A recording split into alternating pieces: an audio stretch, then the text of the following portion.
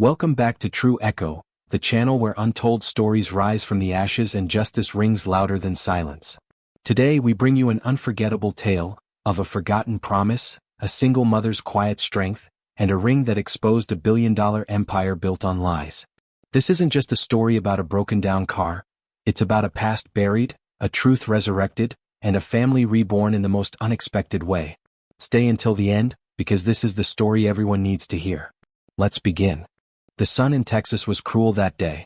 It burned down on Highway 271 like the sky itself was angry. Asphalt shimmered, tires sizzled, and everything in the air felt dry and heavy. A silver Maserati Quattroporte, sleek, polished, a status symbol on four wheels, sat motionless on the shoulder, its hood coughing out thick white smoke like a dying dragon. Inside the car, Brandon Whitaker slammed his palm against the steering wheel. His $80,000 Swiss watch glinted with sweat as he looked at the time. 11:43 a.m. In 17 minutes he was supposed to be in Houston's tallest boardroom, making the final pitch to international investors for a $1.3 billion expansion of Whitaker Global, the empire his father built and he was expected to command. But now the car was dead, the signal weak, and the sun was melting through his designer shirt like fire through silk. When he stepped outside, the heat hit him like a punch. He tore off his tie, unbuttoned his collar, and tried to act like he had control. He didn't. And then came the sound. A rattling old engine. An old, battered Ford pickup slowed to a halt beside the luxury sports car. Out stepped a woman. Black. Grease-stained. Come. Her hair tied up, her jeans worn, her sleeves rolled. There was no nameplate. No uniform. Just confidence. "You're broken," she said, not asked. Brandon blinked, stunned by her bluntness. "Excuse me?" "The car," she nodded. "You're about 5 minutes from frying your engine." The woman didn't ask for permission. She popped the hood, leaned in, and moved with precision, like she wasn't touching a Maserati, but something she understood more than most men understand their wives. "I'm Rachel Monroe," she said. 10 miles that way, Monroe Auto Works. I fix cars. Don't need your permission to do what's already screaming for help." Brandon, defensive, scoffed. "You're sure you know what you're doing?" She didn't flinch. "You want it fixed or fried?" In silence he watched her work. Her hands fast but methodical. She bypassed the coolant leak, redirected a flow, tightened a clamp. Temporary. Barely 2 hours of safe driving, but enough to make his meeting. Enough to save his image. He pulled out his wallet, offering a few crisp hundreds. She took them without a word. But then, his eyes froze. The sun caught something on her left hand. A ring. A thin silver band with a deep sapphire stone. Familiar. Hauntingly familiar. Brandon's breath caught. That ring. That was the one. The one he had stolen from his mother's drawer as a 10-year-old boy. The one he had slipped into the palm of a little orphan girl beneath an old oak tree. The one he had promised would mean he'd return. "I'll come back," he had said. And then he never did. "Where did you get that ring?" he asked, his voice cracked. Rachel paused, her fingers twitching. She didn't answer right away. She just looked at him, long and hard, then slowly closed her hand around the ring. "It was my mother's." Brandon couldn't breathe. He had spent a lifetime forgetting that orphanage. That girl. That promise. But here she was, standing before him, fixing his car with the same hands that once carved little wooden animals by his side when they were just kids left behind. "I'm sorry, it just looked familiar," he said, unsure if he was apologizing for asking, or for everything. Rachel didn't respond. She turned and walked back to her truck, leaving him staring. He got in his car, drove off, and didn't look back. But Rachel stood there long after the dust had settled. She looked down at the ring. The only thing she had left of that moment. A promise broken. A boy forgotten. A memory that refused to die. "He doesn't remember," she whispered. But she had never forgotten. That night, as Rachel returned to her small garage on the edge of dying Aurora City, her thoughts churned like the engine she spent her life repairing. She walked past the dusty walls, past the creaking signs, and into the back room where her daughter Naomi, now 13, was reading by lamplight. Rachel paused at the door, watching her. Naomi. The only good thing she had built from the broken pieces of her life. A smart, kind girl who had never asked why her father never showed up, never questioned why they lived above a garage, never noticed the pain her mother carried like a second spine. Rachel had never told her. About the orphanage. The oak tree. The boy. She had never told anyone. Not even Luther, the quiet old man who raised her after the foster home turned abusive. Not even Naomi, who wore second-hand sneakers but walked like a princess. No one knew she had spent the past 8 years collecting old documents, maps and forged contracts. That she had the proof that Whitaker Global's biggest real estate project, Aurora Rising, was being built on land stolen from her mother. No one knew she had the death certificate for her mom, Amelia Monroe, declared deceased in 2007, despite Rachel receiving a handwritten letter from her in 2016 that read only, "I didn't abandon you. They forced me to disappear." Rachel opened the wooden box she kept hidden under her bed. Inside were the files, the signatures, the lies, and one photo, her at age 12, next to a smiling white boy under an oak tree. Brandon Whitaker. He had come back. Not as the boy who once promised to return, but as the man about to bury her family's truth under steel and glass. And now, Rachel was done waiting. I stayed up all night after seeing Brandon. I couldn't sleep, not with that ring burning a hole through my finger and the look on his face stuck in my head like a bad song. He didn't recognize me. Not really. But something in him shifted when he saw the ring. That meant something. And in my world you don't ignore sparks. Not when they can light the fire you've been waiting to set for years. I sat at my little work table with all the documents spread out in front of me. Naomi was asleep upstairs. She never questioned why the back room of the garage was always locked. She never asked why I spent so many nights hunched over blueprints and municipal records instead of resting. She never complained when we skipped dinner some nights so I could pay the court filing fees instead. She just loved me. Trusted me. But I wasn't sure she would if she knew what I was planning. Let me back up.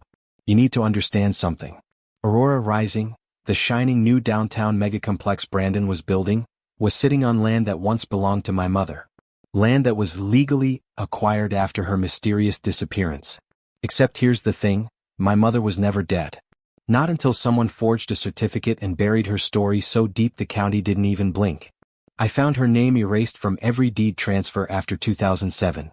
But her signature, her real one, was never on the sale. It was copied. Poorly. They didn't even spell her middle name correctly. That land should have been mine. Should have been Naomi's. But Whitaker Global, Brandon's family company, bought it through a shell company registered in the Cayman Islands. And I had the paperwork that proved it. I'd been building this case for years, waiting for the perfect time. And yesterday, fate threw me that time gift wrapped in white smoke and Italian leather. Now he was back in my orbit. Now I had leverage. But I needed more. I needed evidence that couldn't be dismissed as an angry mechanic's fantasy. And for that, I needed a name I swore I'd never say out loud again. Luther. He was the one person left from my past who still had access to the old files, the kind that never made it to digital. He used to work city planning back in the day. Knew the Whitakers. Knew what went down in the land disputes of 2008. I hadn't seen him in 5 years, not since he asked me to stop digging. Told me revenge would poison me. But this wasn't just about revenge anymore. This was about Naomi. About my mother. About everything that was stolen from women who never had power to begin with. The next morning, I drove Naomi to school, kissed her forehead like I always did, and told her I'd be late picking her up. Inventory audit, I lied. She smiled, nodded, and ran toward the school building, her backpack bouncing like her spirit, weightless. She had no idea I was headed straight into the belly of the beast. Luther lived out past the rail yard, in a cluttered cabin that smelled like old newspapers and pipe smoke. When I knocked, the door creaked open on its own. The inside was exactly as I remembered, stacks of documents, shelves lined with legal binders, and one broken-down coffee machine still labeled, out of order. He was sitting at the table reading the same paper I'd seen him read 5 years ago, only the headline was new. Whitaker Empire Set TO Expand. $1.3 billion downtown project begins. He looked up. You saw him again. I nodded and my voice caught in my throat. He didn't recognize me. He wouldn't. He's his father's son now, Luther said, folding the paper. All smile, no soul. I sat down across from him. I need what you wouldn't give me last time. I told you, Rachel. If you go after them, they'll bury you. They've done it before. They buried my mother. Silence. Then, slowly, Luther reached under the table and slid a thick manila folder toward me. This was never supposed to leave city archives. But when I saw what they were doing to that land, I took it, just in case. Inside were the original zoning requests from 2007, complete with landholder signatures. My mother's was missing. Instead, there was a power of attorney granted to a woman named Margot Densley, a woman who, according to attached notes, had ties to the Whitaker legal team. They used a fake POI. My mother never signed that form. and Margot densely disappeared from public records in 2010. I had them. Finally. Luther poured coffee into 2 chipped mugs. What's your plan? I'm going to walk into that skyscraper and make Brandon an offer he can't ignore. He raised a bushy eyebrow. You think you scare him? No. But the past does. Especially the kind that can stain legacy headlines. Luther sighed. Just don't let Naomi become collateral, Rachel. You've already lost enough. I know. And I meant it. 3 days later, I walked into the Whitaker Global building dressed not in coveralls, but in a tailored navy suit I'd bought at a second-hand store and cleaned up myself. I pulled my curls into a slick bun, wore black flats, and carried a slim folder. No briefcase, no laptop. Just the truth. The receptionist barely glanced up. Do you have an appointment? I'm Rachel Monroe. Tell Brandon Whitaker I'm here with information that will prevent a federal lawsuit and PR nightmare. She blinked. 30 minutes later, I was escorted into a glass-walled conference room overlooking downtown Houston. The city sparkled beneath me, metal and money and mirrors. But it was all smoke. Brandon walked in. Still polished. Still smug. But this time wary. You again, he said. I've been thinking about that ring. I know. I opened the folder and slid it across the table. What is this? Proof your billion-dollar development sits on land acquired through fraud, using a forged power of attorney from a woman your legal team made disappear. My mother. Brandon sat down slowly, flipping through the papers. I watched his face change, from curiosity to concern to something else entirely. Guilt. Or was it fear? You're bluffing, he said quietly. Try me, I whispered. He leaned back, jaw tight. What do you want? I want a meeting with your father. I want the title to my mother's land restored. I want 10% of Aurora Rising, under a new corporation not connected to your PR disaster. And I want a public apology at the groundbreaking ceremony. He scoffed. That's blackmail. No, I said. That's restitution. Or we can let the media decide. His fingers drummed against the folder. Then he noticed the last photo. The oak tree. The kids. He looked up at me, eyes wide. You were the girl? I nodded. And you were the boy who promised he'd come back. He was speechless. I stood up. Now I'm the woman who kept the receipts. And I walked out. By the time I stepped out of the Whitaker Global skyscraper, my hands were shaking. Not from fear, those days were long gone, but from the rush. The fire. The knowledge that for the first time in years, I was the one holding the match instead of being the one burned by it. I walked back to my car, my real car, not the busted old truck I used for garage runs. This one was clean, reliable, leased under Naomi's name. Another quiet backup I'd built over the years in case everything went south. I'd learned the hard way, always have an exit. I drove home, parked, and collapsed on the couch. For 10 full minutes I just sat in silence, the file still buzzing in my brain like a live wire. Then my phone rang. I picked it up, expecting Luther. But it was a blocked number. I answered cautiously. Rachel speaking. Pause. Then a deep voice I hadn't heard in a decade crackled through the speaker. This is Gerald Whitaker.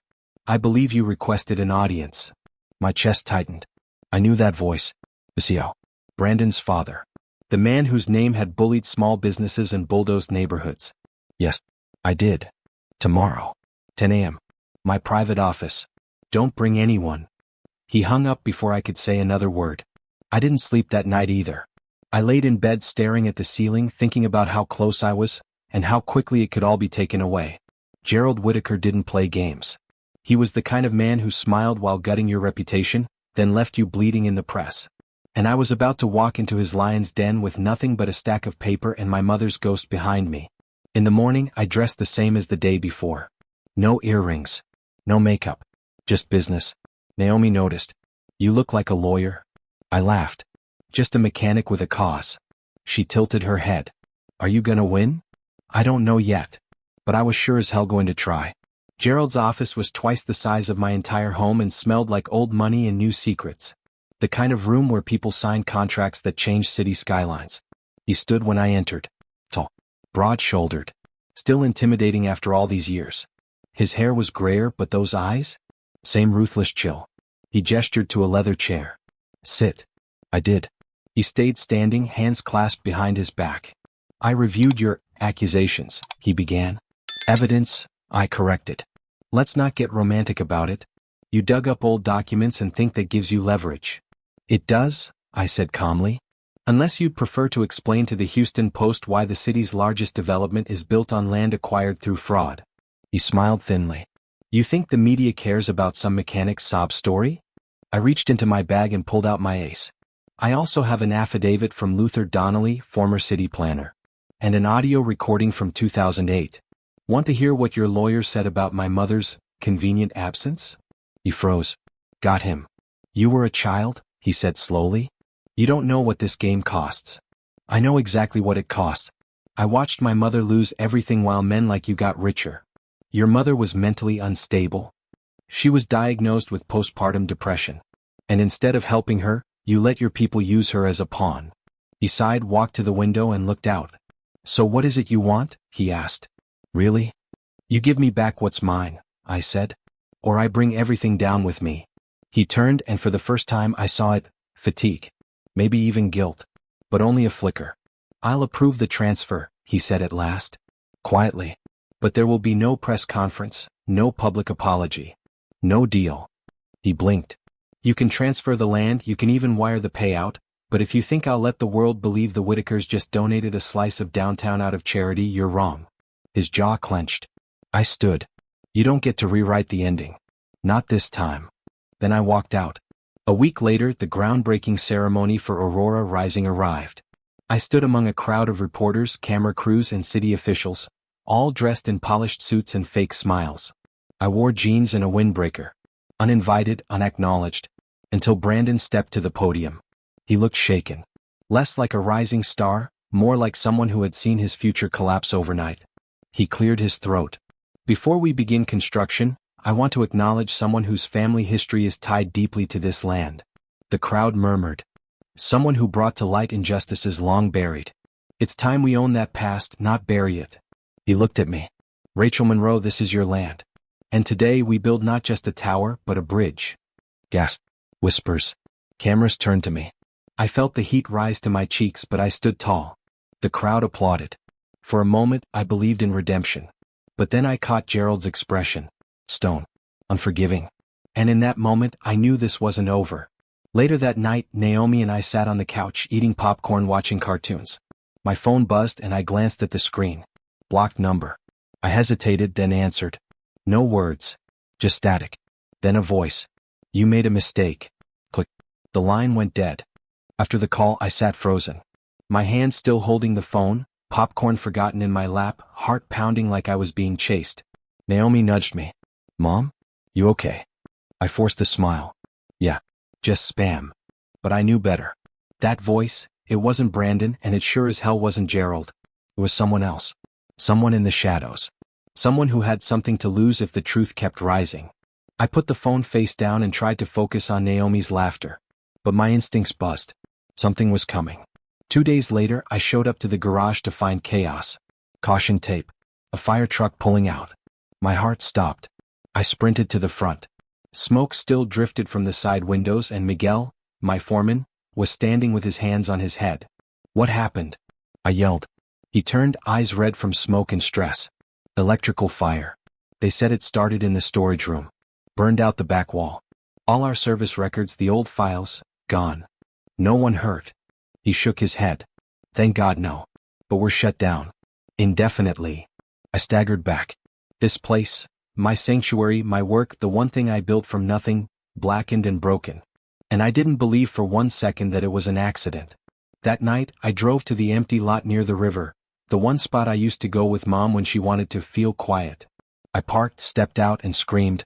I screamed until my throat burned, until tears carved lines down my face, until I collapsed on the grass and curled up like I was 10 years old again. That's when I made the decision.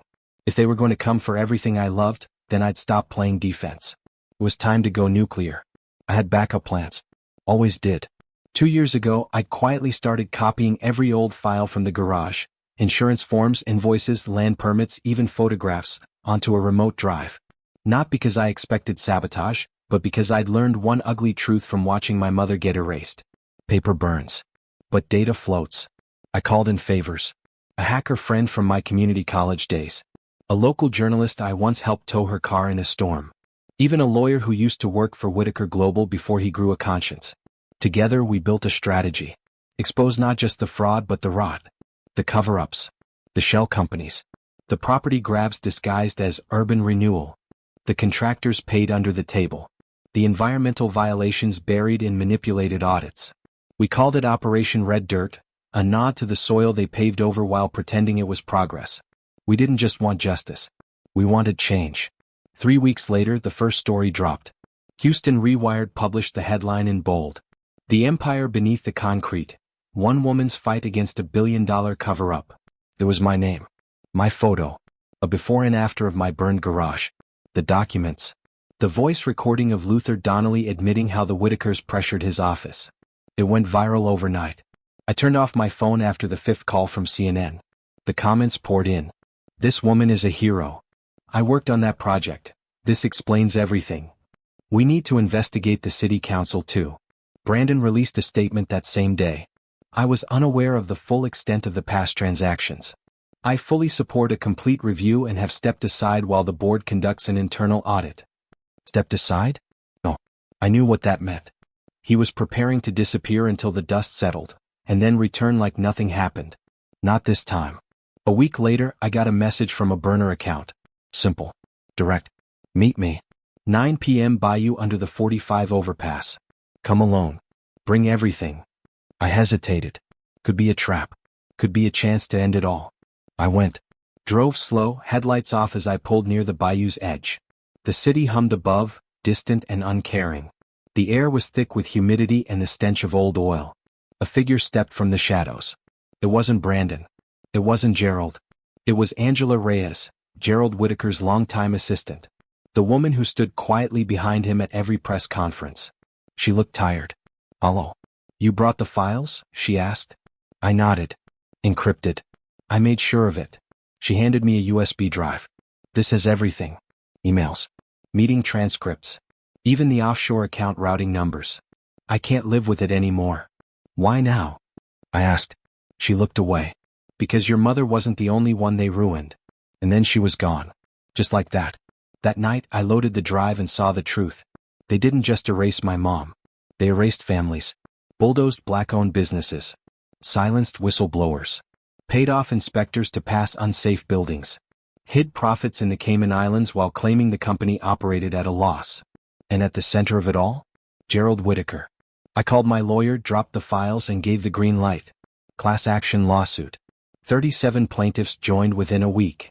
More were coming. Whitaker Global stock dropped 18% in 2 days. Gerald tried to play it cool, released statements, claimed legacy mismanagement, and even offered hush money to a few of the smaller firms. But people were done being quiet. This time we weren't asking. We were demanding. Then came the email that changed everything. From gerald.whitaker@private-legal.com. Subject, enough. Message, Rachel, you made your point. You've burned my empire to the ground. But you forgot one thing. I built it once. I can build it again. Unless you want Naomi to live her life looking over her shoulder, I suggest you stop. You have 48 hours. Then I make a call. I stared at the screen. My blood ran cold. Not because I was scared, but because he made the one mistake no monster should make.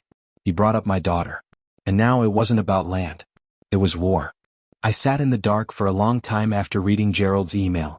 No blinking cursor. No reply. No panic. Just quiet. Controlled. Deadly. Because when a man like him threatens your child, he thinks you'll break. He expects you to beg. To vanish. To fold under pressure like cheap steel under heat. But here's the truth. You don't threaten a woman who's already lost everything. You don't touch a mother's fire. And Naomi? She was my flame. So I didn't break. I burned. By sunrise I had a plan. I called 2 people. First, Lacey, the local reporter who broke the original story. I want to go on record, I told her. Video interview. My terms. We release it the moment something happens to me, Naomi, or anyone in that lawsuit. Are you serious? She whispered, alarmed. Do you think he's already started? I cut her off. But I've got insurance now. Second, I called Marcellus. Ex-Marine, works private security now. He used to fix bikes in my garage between deployments. I trusted him with a wrench. I could trust him with our lives. You watch Naomi, I said. School, home, everywhere. You stick to her like a second shadow. He didn't ask questions. He just said, on it. That's why I loved my people. They showed up. Meanwhile, Angela Reyes, Gerald's former assistant, kept feeding us the real skeletons. One of the files she gave me wasn't a document. It was a video. Grainy. Surveillance style. I clicked it open. At first just static. Then a boardroom. Dimly lit. Gerald standing. Brandon at his side. And audio. Brandon's voice, sharp and venomous. She's nobody. Her mom was a glorified welder. Just torch the place. Make it look like a breaker blew.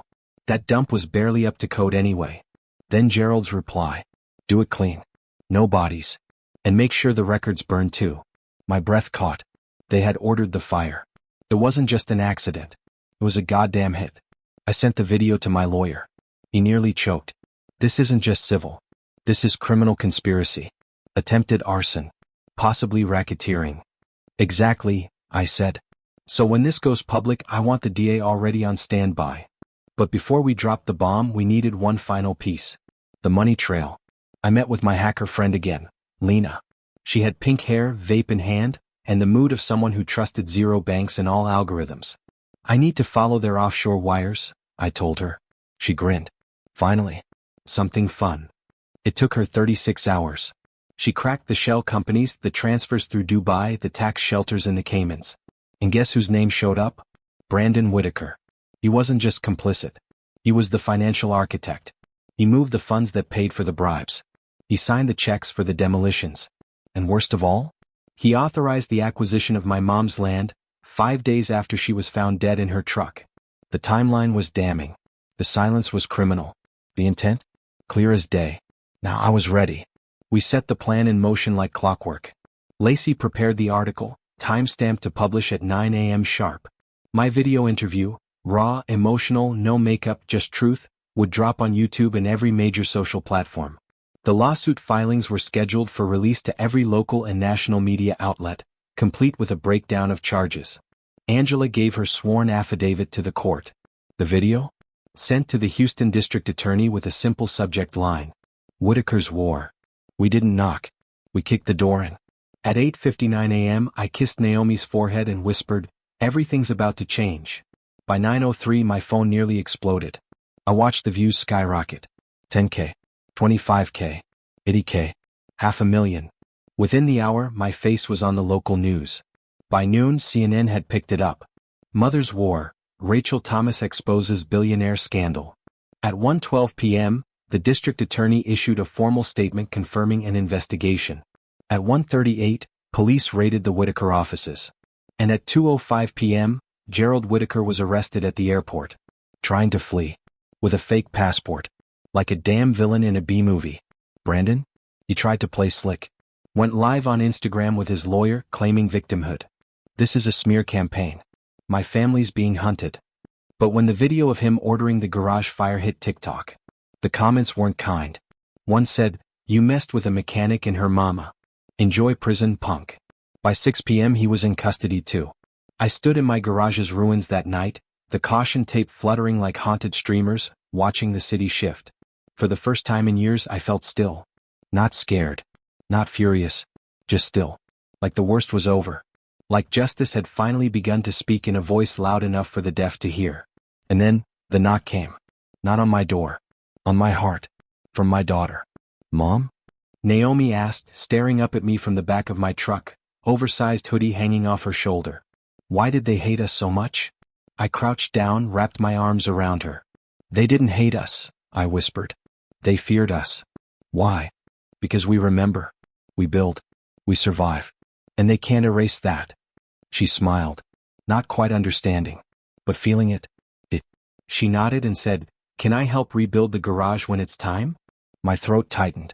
You will, baby, I said. You'll build more than I ever did. In the days after the arrests, my world transformed in ways I never thought possible. First came the flood of messages. Thousands. From single moms. Former employees. Young mechanics. Retired union workers. Teachers. Nurses.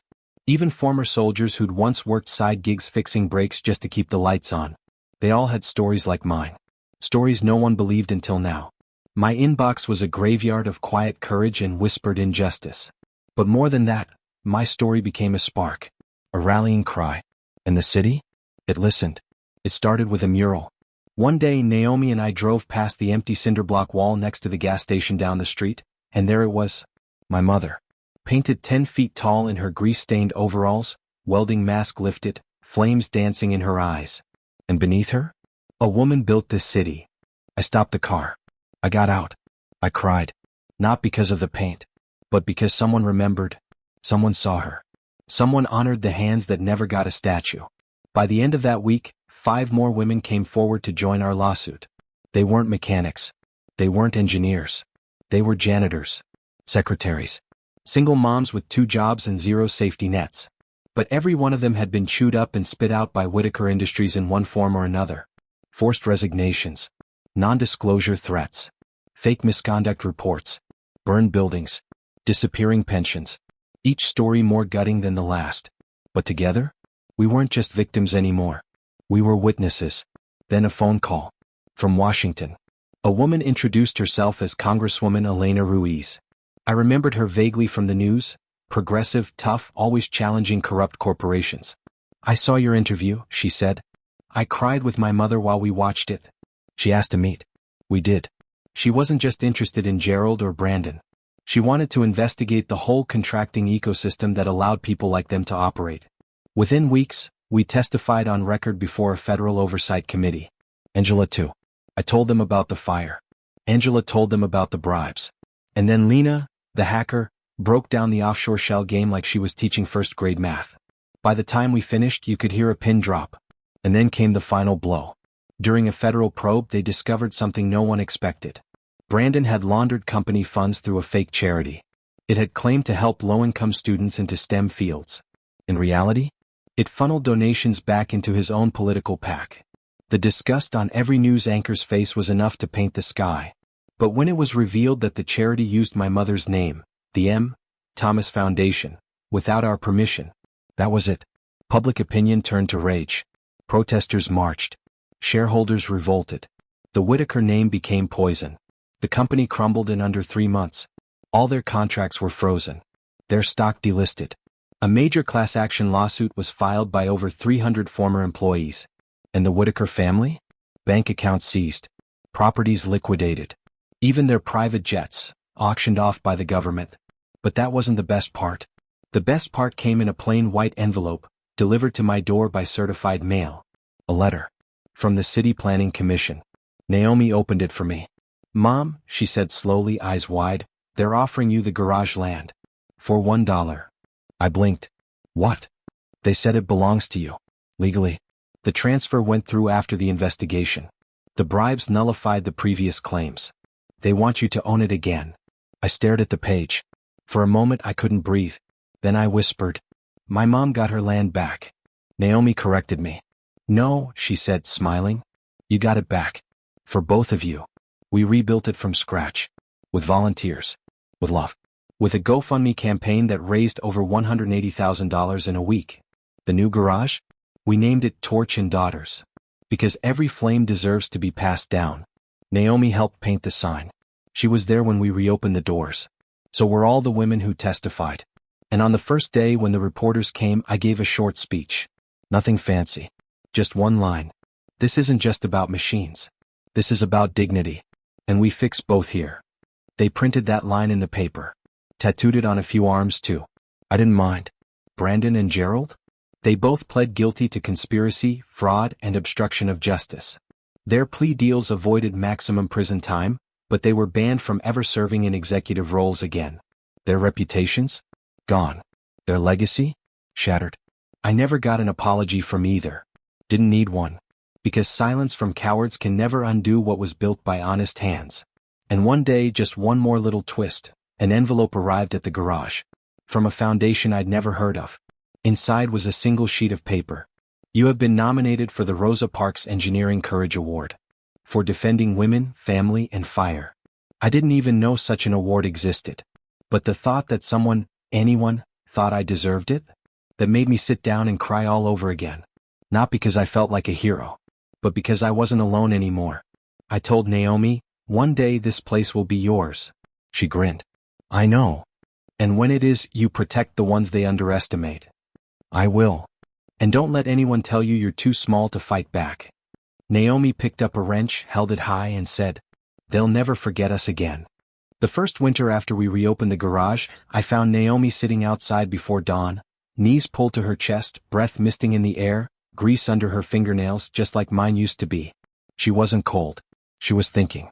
I handed her a thermos of hot cocoa and sat down beside her on the steps of Torch and Daughters, our sign glowing under the street lamp like a beacon. The old neon buzzed slightly, the only sound in the silent morning. "You okay?" I asked. She nodded. "I was just wondering how many people will drive past here today.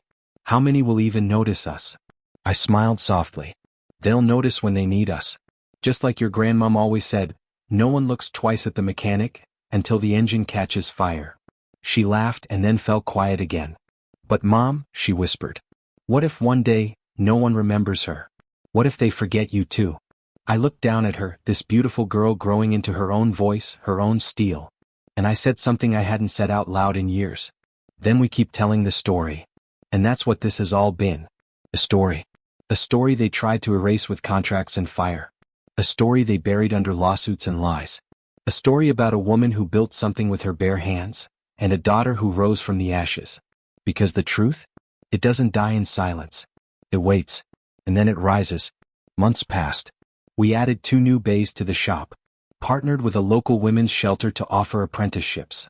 Even started a scholarship fund for girls in trade schools, named after my mom. And every Friday night, we hosted open garage. Anyone could come. Young, old, male, female, curious, broken, hopeful. We taught them basic maintenance. Showed them how to change oil, check brakes, recognize when they were being scammed. It became a ritual. Naomi led most of the sessions. She had a gift for it, patient, clear, bold. Sometimes I just stand in the back and watch her, and cry a little. Because she wasn't just continuing my legacy. She was building her own. One night, long after everyone had gone home, Naomi was cleaning up the tools when she stopped and held something in her hand. A small, rusted wrench. The one from the fire. The one I kept hidden behind the breaker panel, blackened, bent, but whole. "This the one?" she asked. I nodded. "Yeah." She stared at it for a long time. Then she walked outside, crossed the gravel lot, and planted it into the soil beside the flagpole we'd put up last year. She pressed it down until it stood upright, crooked but strong. "What are you doing?" I called. She turned, wiped her hands on her overalls and said, "Planting our family tree." The next morning she brought a small plaque. We bolted it into the concrete by the wrench. Read, "From broken tools we built a future. From silence we made thunder. We are the daughters of fire." People started stopping by just to see it. They'd kneel, touch the wrench, leave notes, flowers, sometimes even photographs of their own mothers and grandmothers who'd fought their way through life with grease under their nails. It became a kind of sacred space. Not a memorial. A promise. One day a young girl, maybe 10, maybe 11, came with her dad. He said she wanted to be a mechanic, but the boys at school laughed at her. Naomi knelt in front of her. "You see that wrench?" she said. The girl nodded. "That wrench survived fire. It was bent, but it didn't break. Just like you.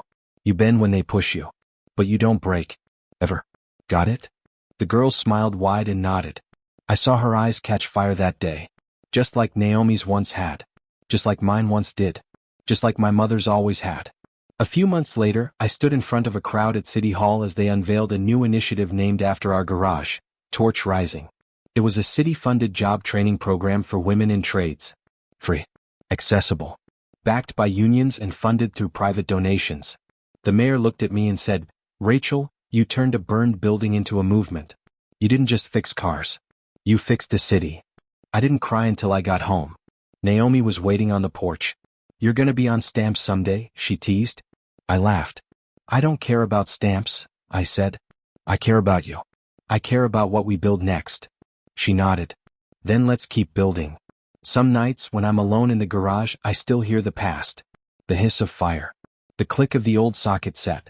The voice of my mother reminding me how torque isn't just a force, it's a fight. The fight to move something when everything resists. That's what life is. A torque battle. And I won. So did Naomi. So did every single woman who picked up a wrench or a lawsuit or a broken heart, and said, "Not today. Not anymore." Today the mural downtown has grown. Now it shows 3 women. My mother. Me. Naomi. 3 generations side by side, eyes defiant, sparks flying. And beneath us? They've added a new line. Painted in red, bold and permanent. From ashes we rise. And we will. Forever. In a world built on power, it's often the quietest voices that carry the deepest truths.